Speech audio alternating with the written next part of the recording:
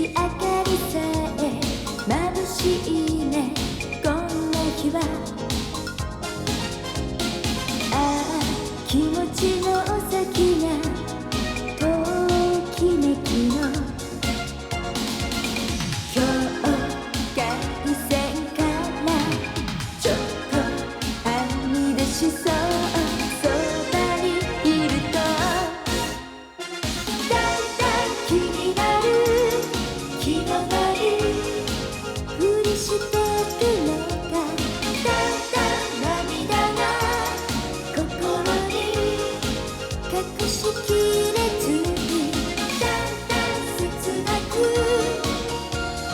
だんだん寂しく好きなの音聞けたらいいのにね。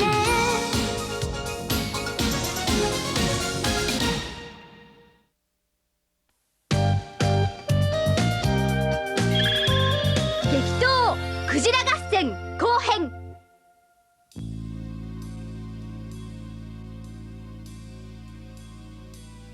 無名の青年が始めた捕鯨禁止運動を同じような俺たちが覆せないはずがない。山岡さんはまず手始めに捕鯨反対を唱えるジェフの説得にかかりました。そして粘り強い山岡さんの説得はついにジェフの心を動かしたのです。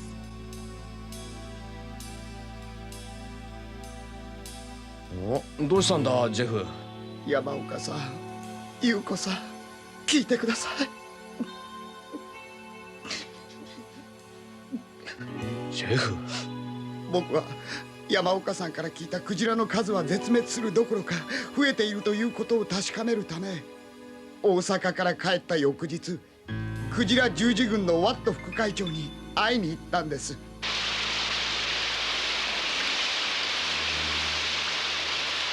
それはホテルの最上階のスイートルームでとても豪華な部屋でした。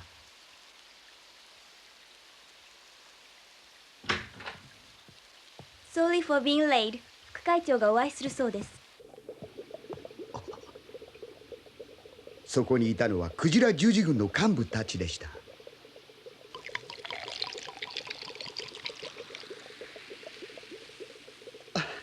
どうも。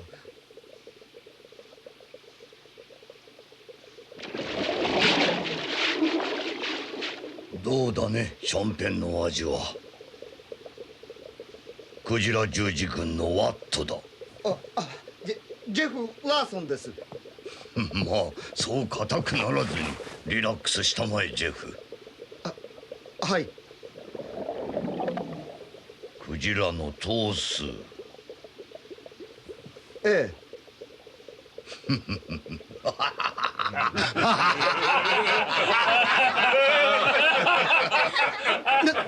何がおかしいんです。ジェフ、クジラの数が増えようが増えまいがそんなことに大した意味はないんだよ。なんですって。だってクジラが絶滅に瀕しているから捕鯨をやめろと。だから捕鯨をやめろ、クジラを殺すなと叫ぶことが大事なんだ。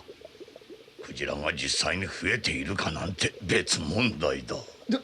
どういう意味ですか。我々は環境保護団体だ。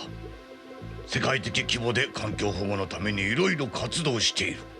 活動するためには資金が必要だ。しかし原子力発電所建設反対を唱えても寄付金は集まらんよ。支配階級に好まれんからな。だがクジラのためとなると誰もが喜んで金を出す。クジラは金を集めるための看板にうってつけなのさ。大富豪の未亡人、学校の生徒たち、大企業、みんな気前よく金を出す。それじゃあなたたちは一体。もう一つ、今捕鯨国といえば日本のことだ。したがって反捕鯨を唱えることは同時に日本を叩くことになる。日本を叩く。そうさ。捕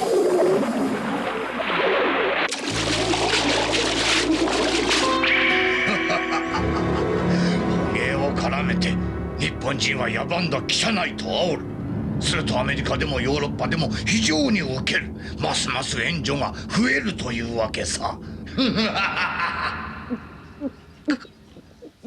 ひどいわ。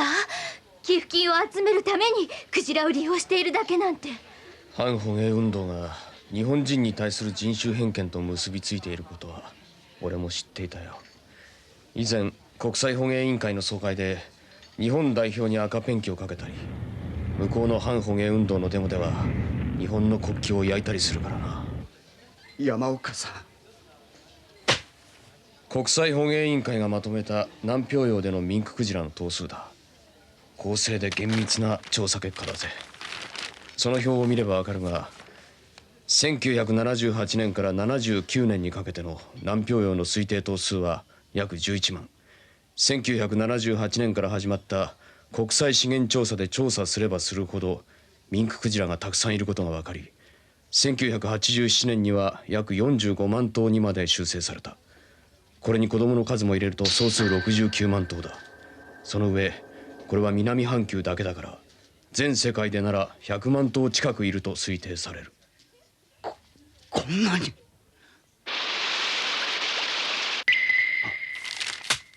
そうだ山岡さん、それから僕はもう一つ重大なことを聞いたんだ。重大なこと？日本は商業捕鯨が終わった後も調査捕鯨は続けると言っている。1990年までにクジラの数を調べ、頭数が十分なら捕鯨を再開することになっているはずです。そのためには調査のための捕鯨は続けていかないと。捕鯨は再開させない。だから調査の必要もない。今回の来日は調査捕鯨をやめないとアメリカ政府が経済制裁を加えるかもしれないと日本政府へ警告を与えるためだ。捕鯨を再開したいなどと薄汚い期待を抱いている日本人を叩き潰すため私たちはやってきたのだ。山岡さん。山岡さん、捕鯨を再開させないために圧力をかけに来ただと。汚いやり方をしやがる。くそ、日本人をなめるなよ。捕鯨再開のキャンペーンを張りたい？お願いします。しかしクジラ十字軍が日本政府に圧力をかけに来たとなると我々文化部だけではどうにもならんよ。じゃあ部長はこのまま黙って見ていろって言うんですか？部長。政治部に松川という男がいる。まず彼に相談してみたらどうかね。政府筋にもかなり顔が利くというからな。バカ野郎、こんなもんが記事になると思ってんのかよ。書き直してこい。すいません。で官房長官の談話締め切りに間に合うんだろうな。おう、分かった。とにかく日本政府は今外国からの圧力に弱腰だからな。特にアメリカのご機嫌取りに懸命だ。そのためには捕鯨ぐらい切り捨てるかもしれない。クジラ十字軍もそれを計算に入れてるんですよ。だから余計なんとかしないと。なんとかしないとと言ってもな。何か打つ手はありませんか、松川さん。角丸副総理に会ってみるか？政府内の実力者で俺も前に角丸版をやってたことがある。相談に乗ってくれるかどうかわからんがアポイントぐらい取ってやるよ。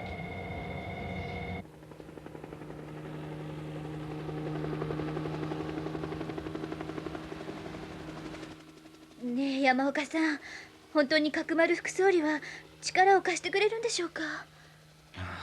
わからん。山岡さん。今日は本当にご苦労様でしたな。どうも。では日本が調査捕鯨中止する件ぜひよろしくお願いしますよ。前向きに検討するよう総理に伝えておきましょう。どうもどうも。あの人クジラ十字軍のワット副会長だわ。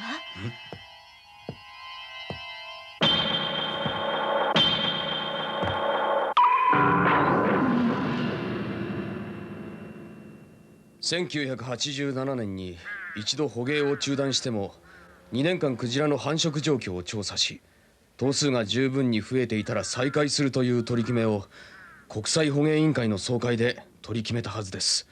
それなのにその調査捕鯨までやめろというのは日本の捕鯨再開への道を閉ざすもので、国際捕鯨委員会の取り決めも無視するものです。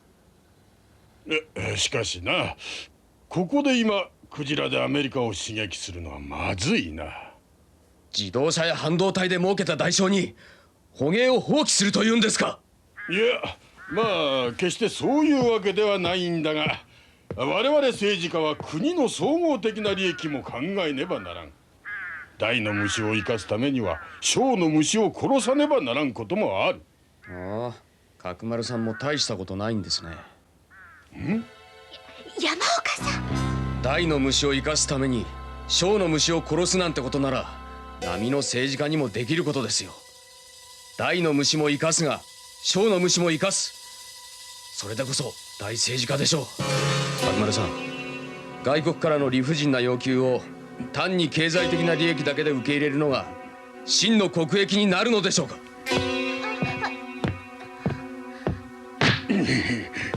確かに捕鯨は産業として考えたら自動車や半導体とは比べ物にならない小さなものです。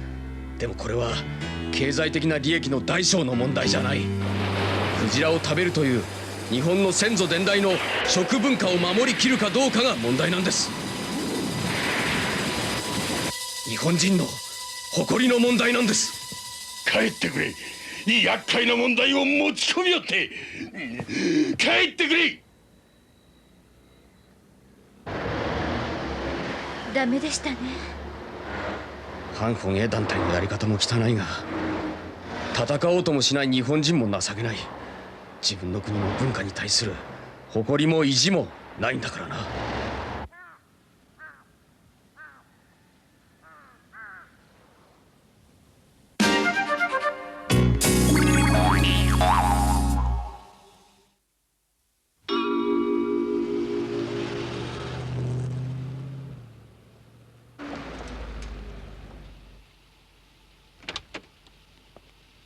いらっしゃいませ。先生。ああ、実は角丸副総理がお見えになってるんですが、今夜いつもと違って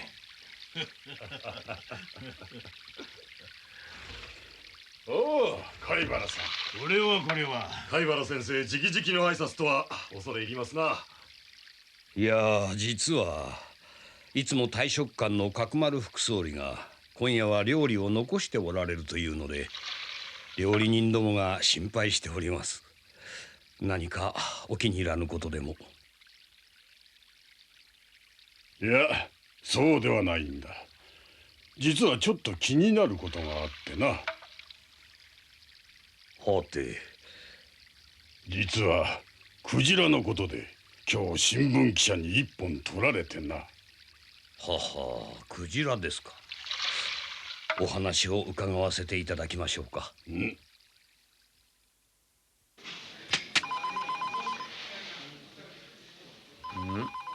なんで不景気な面して女にでも振られたのか。この面は生まれつきですよ。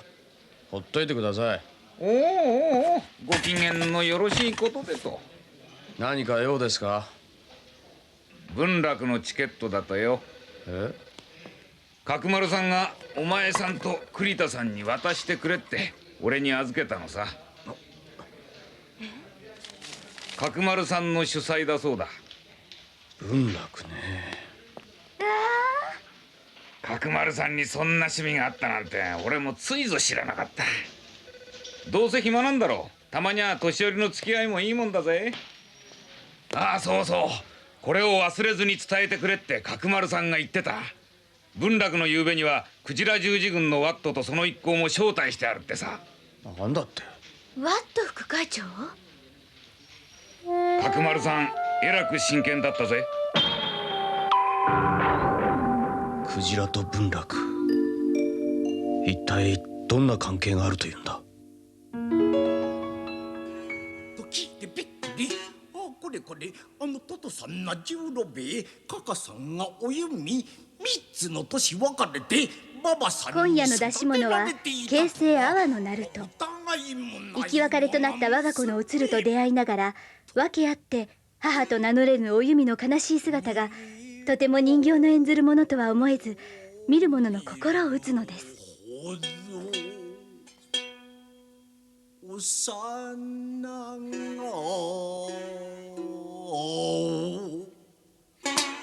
見覚えのある額のほくろ、やれ我が子か懐かしやと言わんとせしが。ワンダフル、ビューティフル、素晴らしい技術ですね。感心しました。とても人形とは思えない。まるで生身の人間が動いているようです。大きいね。村田寛玉さんのお年は90歳。人形使いの名人でして人間国宝なんですよ。この文楽は日本の誇る古典芸能で、今まで世界各国に公演に出かけ、どこでも大評判を取りました。西洋の人形芝居は子供相手の軽いものですが、文楽は深い感動を与える高度な芸術です。日本の伝統文化は本当に素晴らしいですね。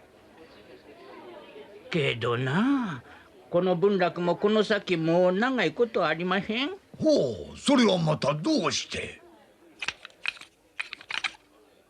おお、ほれ見えまっしゃろ。人形の頭を支えて操るこの部分が一番大事なんやけど、この材質がもう手に入らんようになるちゅうことで。おお、手に入らなくなる。これな、セミクジラのヒゲなんですわ。クジラ。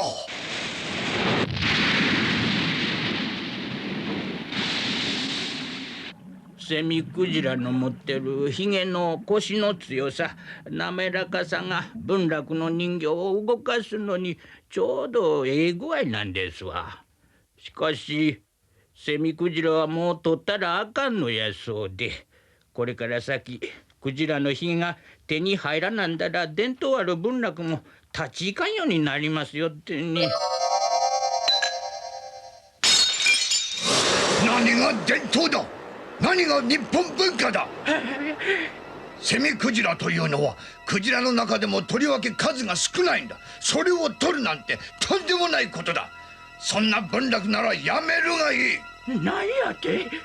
たかが人形劇のくせしてクジラを殺さなきゃできないような人形芝居なんかなくなればいいのさ。ひどいことを。日本文化を理解してくれはると思ってましたのに。村田さん、心配いりませんよ。セミクジラのヒゲはアメリカから買えますよ。何？どういうことだ副総理。アメリカからクジラのヒゲが買えるとは。確か東西新聞の山岡君と言ったな。はい。君から説明してやってくれんか。どうもこの人たちは自分らがしていることを理解していないらしい。なんだと？私たちが何をしたって言うんだ。いい加減なことを。なんだ？山岡藩とやら、ほんまにクジラのヒゲはアメリカから買えますのやろうか？ええ。アメリカは今年北極セミクジラを41頭取ることになっています。41頭のセミクジラからなら文楽に必要なヒゲなんか山ほど取れますよ。アメリカがクジラを殺している。捕鯨禁止の戦闘になっている国なのに。問題なのは北極セミクジラがメスも子供も含めて7800頭しかいないということです。7800頭のうち41頭は取りすぎだ。一方ミンククジラは南氷洋だけで69万頭、全世界で100万頭いると推定されている。去年日本が行った調査捕鯨で取ることを許されたのは273頭だけ。これはクジラの増殖には問題ない。北極セミクジラという一つの種を絶滅に追いやっているのはあんたたちアメリカ人だ。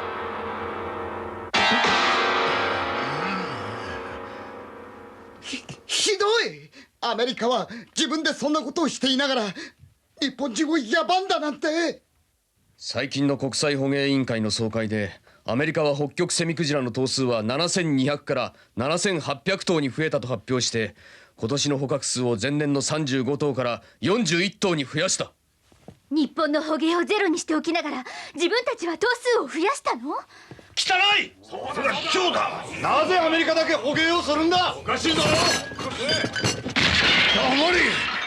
それはアラスカのエスキモーが生きるために必要だから仕方なく許してやっているんだ。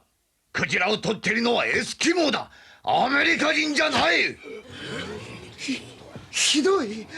アラスカはアメリカの州なのにエスキモーはアメリカ人じゃないなんて。それはワットさん、どうやらあなた方の正体が見えたようだ。私はあれから捕鯨について勉強し直したよ。その結果、反捕鯨グループの言うことは科学的に誤っているし、環境保護とは縁のない歪んだ目的のものだった。クジラを利用して自分たちの力を伸ばそうと企んでいるだけなんだ。いずれにせよワットさん、私は考え直した。アメリカの制裁とやらに怯え、あなた方の嘘だらけの説を認め、捕鯨を捨てるのは我々の祖先を裏切り、自らの誇りを捨て子孫に災いを残すことになるでしょう。私はあなた方に反省を求め、世界人として理性的に行動するよう勧めます。この地球はあなた方だけのものではない。後悔するぞ。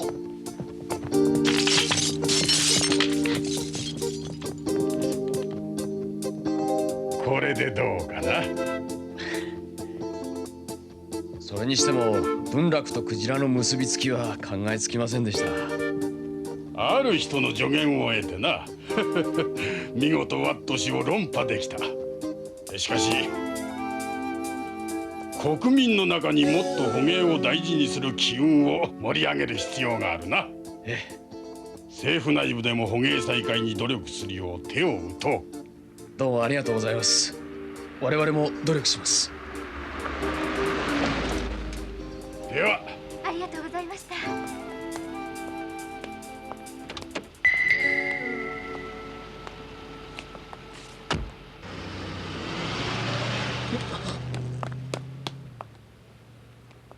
そうか、副総理に助言したというのは貝原雄山だったのね。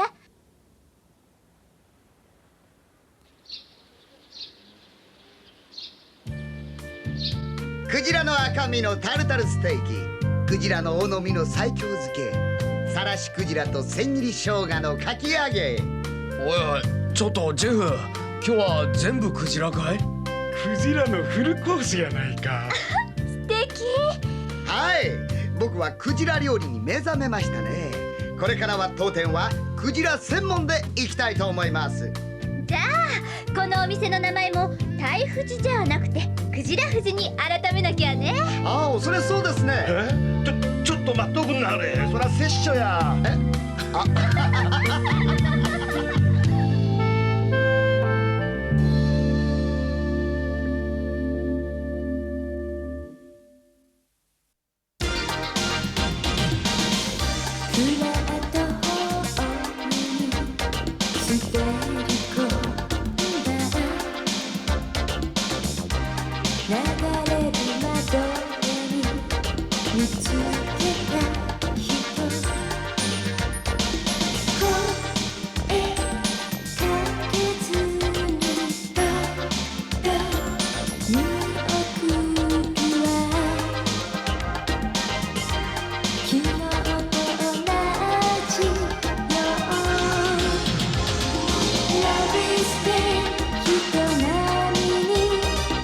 Love is